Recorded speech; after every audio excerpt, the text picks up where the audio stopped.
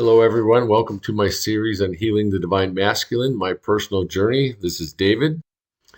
This is a series based on my personal life journey. I've experienced a lot and learned a lot in 67 years. I want to share what I've learned with younger men so that they may benefit. We all have a story to tell, and we can rewrite our story. We all have our own path.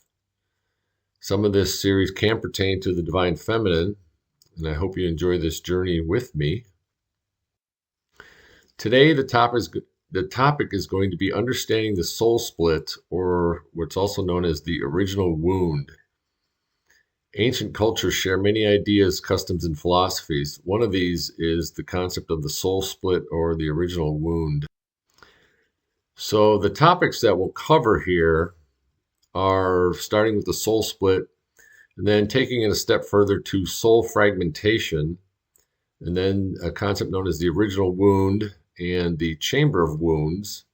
Then I'll talk about my original wounds, my theory about the epidemic of abandonment, the concept of betrayal. Is this part of our agreement being here? A little bit about what I call the chakras under attack, and then notes from a couple of mystics that I follow. One is a woman by the name of Lisa, and this is something from her website called Imprints of Separation. And then finally, a word from Rudolf Steiner, the mystic from the late 1800s, early 1900s. So let's start with the soul split, something I learned of at Rhythmia Life Advancement Center in Costa Rica back in 2019 on my trips down there to do the plant medicine ayahuasca. The idea comes from the Colombian shaman tradition, which Rhythmia has adopted from its inception in 2016. And the idea is that we all incarnate here, and at some point early in childhood, we suffer a soul split due to some sort of trauma. So the drawings that they use look like this. Basically, you and your soul, and you could consider some you also as your ego, they split early in life due to some sort of trauma. And the idea here is, in their tradition, they use the plant medicine ayahuasca to bring you back with your soul, to merge your soul, to become healed, whole, or holy. And the drawing they use is the one I'm showing on the right here, which is similar to the Vesica Pisces and the Egyptian Ankh. And this is so when we merge with our soul, we live from our heart. That's the idea. Next is the something I learned in the summer of 2022 when I was guided to something called the Psychic Self-Defense. It's a series of 8 modules. This is called Soul Fragmentation. And in Module 4, it stated, remember that we're in simultaneous time and we are multidimensional beings, bringing aspects of our multidimensional selves into this particular moment of self. With timelines, this can also mean that you have cording where part of your chi or power or soul is needing to be reintegrated with you and existing in another time and space. Continuing, she says, when we actually have a traumatic type of event as children, a piece of us, part of our energy, or we could even say a fragment of us, actually splits off. This creates a schism in our soul on that particular timeline. Starting to sound familiar, isn't it? She goes on.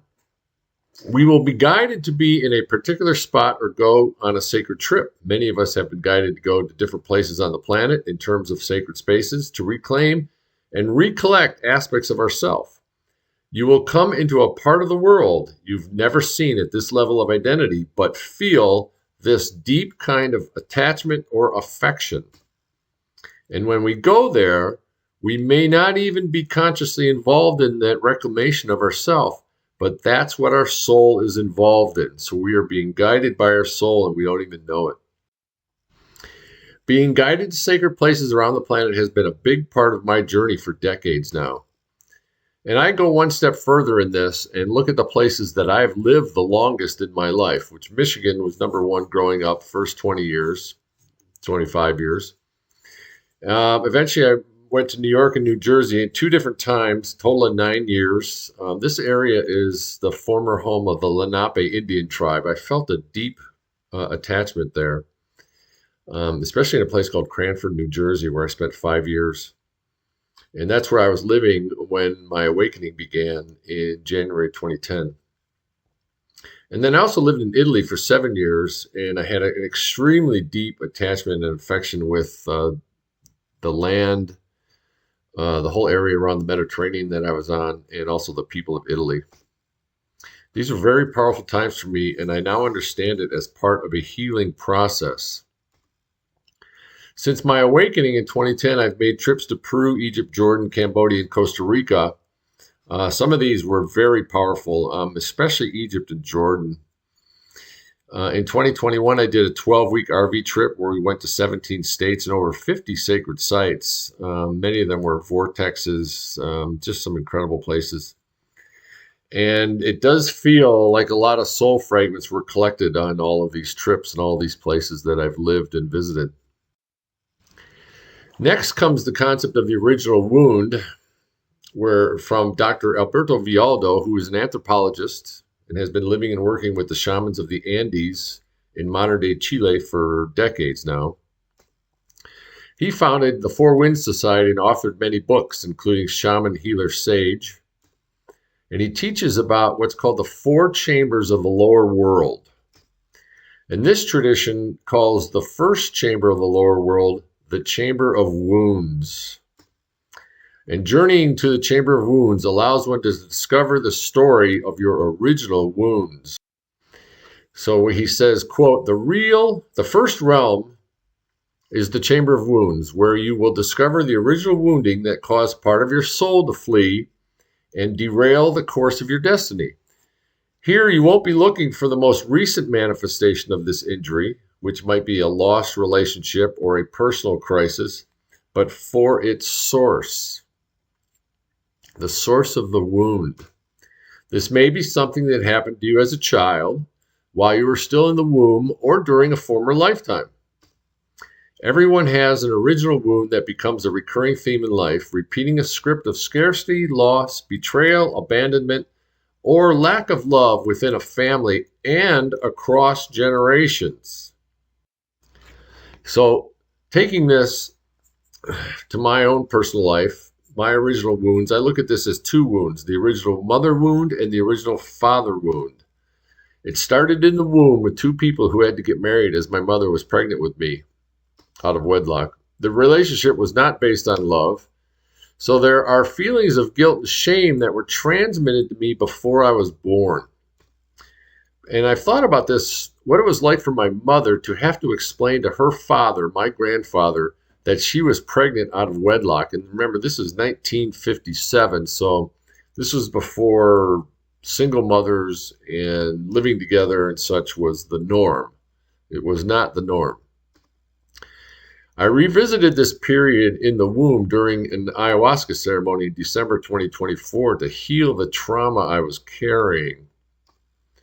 And as I learned about my parents' lives, I learned that they too had very difficult relationships with their parents and a lot of unhealed trauma. And I find that it's important to delve into your parents, grandparents' lives, get as far back as you can. I actually did some studies through Ancestry.com to understand the history of my parents, to understand them as humans, and if we have to take them off the pedestal if you have them on one. Soon after the birth of my sister, which was just 15 months after I was born, my father beat my mother. I believe that I saw it as I went through a meditation about 10 years ago, and they took us back to early childhood, and I believe I saw this beating. And my mother then, after this happened, she grabbed her two kids and left him. They soon divorced, and he was not allowed to see us. This is what I call the original father wound, the wound of abandonment, lack of love, and violence. I actually met my father for the first time when I was 25. He was a very troubled soul, as was I at that time. This was February 1983, and unfortunately, he died 4 months later. We only saw each other 3 times. At the age of 5, our mother went back to work when I was 5 years old. My sister was 4. Our mother went back to work at the phone company because she would have lost her seniority and pension if she had not returned. That's where they worked when they met. My mother and father was at the phone company back in the 50s. This was when I started kindergarten. And this is what I call the original mother wound. Again, the wound of abandonment. A 5-year-old is not yet fully conscious. He's in his theta waves, absorbing the world through his senses, basically just a recording machine. And he does not understand what it means to go to work. Basically, what we think is you're just leaving me, Mom. Where are you going? So in our modern society, this theory that I've come up with based on my own projection of myself and what I see around us is in our modern society, with one or both parents, quote unquote, going to work, if they're even together, I have concluded that we have an epidemic of abandonment. Because we now have multiple generations of children being raised by strangers from a very early age. And this actually goes all the way back to the beginning of the industrial age when we left the farms and the fathers went to work and the boys all of a sudden were no longer spending all day with dad. This abandonment then has also created an epidemic of nice guys amongst our men. And men who as boys are raised predominantly by women, thus subconsciously needing the approval of women. This will be discussed in more detail in a later video that includes the topic of nice guys. The other side of the coin of abandonment is betrayal, and many children are traumatized by some form of betrayal. This is when the caregiver betrays their unspoken promise to protect the young ones who cannot protect themselves. So this could be physical abuse, which is what happened to my father from his father, emotional abuse, and sexual abuse. So is this part of our agreement? Some philosophies believe that this trauma or soul split is part of the incarnation agreement, that we agree to this as part of our spiritual journey. Whatever it is, it's real and greatly impacts how we react and respond to the outside world once we get past the age of 7. Dr. Bruce Lipton, who has bendorhythmia, states that we will react to the world 95% of the time from our subconscious. This means that we are reacting to the world from our wounded inner child, from that soul split. Okay, so now if we take it to a little different viewpoint here in what I call the chakras under attack. In our current culture, our lower energy centers, which are the root, sacral, and solar plexus chakra, are under constant attack. The root, which is our safety, our security, and survival, is constantly bombarded through our news, which is nothing but fear about our safety, whether it's nuclear war or UFOs or germs, etc., etc. It's just constant bombardment of fear, or what I like to call fear porn. The sacral chakra, which is just below the belly button, is our emotions and creative center. And that's where we store most of our trauma. That's what the ancients believed. They believe that in Taoism.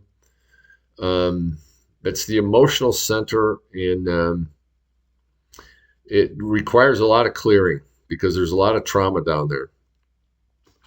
And the third one is the solar plexus, just at the top of the stomach area. The solar plexus area is where we get our willpower and identity from. This whole gender identity issue that is basically an attack on this energy center is, who are we? Who am I? This can be viewed as an attack on the wounded inner child, because these constant attacks keep us from living from our 4th chakra, the heart center. In order to get to the heart center, we have to heal the lower 3 energy centers, is the theory, which I happen to subscribe to. And if we can't heal those lower energy centers, if we're constantly living in fear and anxiety and trauma, and we don't know who we are, then we're not going to be able to come from the heart and be able to open our heart. And I spent a whole lifetime with a closed heart, so I kind of know what this is all about. I have my own personal experience. Next comes a topic that I got in early 2020 from a site that I was guided to by a friend called Ascension Glossary. And it was at this time, January 2020, it was actually January 20th of 2020, where I was astrally abducted by a group calling themselves the Guardians. And the subject of this from Ascension Glossary is the imprints of separation. And it comes from a page titled The Instinctual Mind. And on this page, she says, in order to understand the internal structures of ego, it requires the awareness that there are three main layers of the lower mind that function together, the first, second, and third chakra. Quote, the three layers of mind work together to serve the functions of the ego in all human beings. Each energetic layer has separate functions, yet all three layers are interconnected and directly impact each other. The Guardians have identified the 7 most painful imprints of separation that impact the majority of human beings on this earth now at the second chakra. Remember, I said this is where we store the trauma, is the second chakra. All right, here are the 7 imprints of separation: unworthiness, shame, guilt, lack of trust, self-doubt, betrayal, abandonment, anger and rage, fear, entrapment, and enslavement. Many of us are walking around with these imprints of separation and these emotions trapped in our second chakra, our energy center. In Taoism, that's the Sea of Qi. That's where your physical energy comes from. And that's where we're storing all this emotion, shame and guilt, betrayal and abandonment. It's all affecting us down there. All of these low vibrating emotions are what we are bombarded with in our daily lives through our media. So true. This is what keeps us separate from one another. Lastly, there's a mystic from the late 1800s, early 1900s, based in Europe by the name of Rudolf Steiner. He wrote and spoke a lot for many years, especially in Germany and Switzerland. And in one talk titled The Changes in Humanity's Spiritual Makeup from October 1917, he said, quote, taking a sound point of view, people will invent a quote-unquote drug. He actually used the word that's in parentheses there, but I don't want to get kicked off the platform for saying the wrong thing because that has happened to me once before. So again, taking a sound point of view, people will invent a drug to influence the organism as early as possible, preferably as soon as it is born, so that this human body never even gets the idea that there is a soul and a spirit. Think about it. The two philosophies of life will be in complete opposition. One movement will need to reflect how concepts and ideas may be developed to meet the reality of soul and spirit. So those of us who are on a spiritual journey, that's the movement we're in. The others, the heirs of modern materialism, will look for the drug to make the body, quote unquote, healthy. That is, make its constitution such that this body no longer talks of such rubbish as soul and spirit, but takes a quote-unquote sound view of the forces which live in engines and in chemistry, and let planets and suns arise from nebulae in the cosmos. Materialistic physicians will be asked to drive the souls out of humanity. They don't even know they're doing this, but that is 100 years later. He said this over 100 years ago. Here we are 100 years later, and this is exactly what's happening. This driving the soul out takes the concept of the soul split even further, to permanently separate you from your soul. That's the goal right now, folks. Okay, so here's the topics that we covered. All right, just go over the list one more time. Soul split, soul fragmentation, original wound, chamber of wounds, my personal original wounds, my theory of the epidemic of abandonment. The flip side of the abandonment coin is betrayal. Is this part of our agreement? I don't know. It's interesting to explore. The chakras that are under attack and the imprints of separation, which is related to the chakras. And then finally, a word from the great mystic Rudolf Steiner. In summary, the above are examples of how various cultures and mystics view the soul and the soul split. While some details vary, the concepts, as you can tell, are basically the same. It's very, very interesting. And they outline a few reasons for the soul split: trauma while in the womb, trauma during childhood, trauma in past life events, and modern pharmaceuticals. So, healing the soul split. What do we do? When we get to this topic of soul merge and soul retrieval, we will continue this discussion. For today, just understand that it happens to everyone. And once we become aware, we can begin the journey to wholeness. So I hope you enjoyed the presentation. I know it was a lot in a short time, but I wanted to introduce you to the high-level topics. The next one will be in about a week. Not sure what it's going to be about yet. I'll surprise everybody, surprise myself. Until then, take care. If you have any questions, just reach out to me, and I'd be glad to assist in any way I can. Thank you.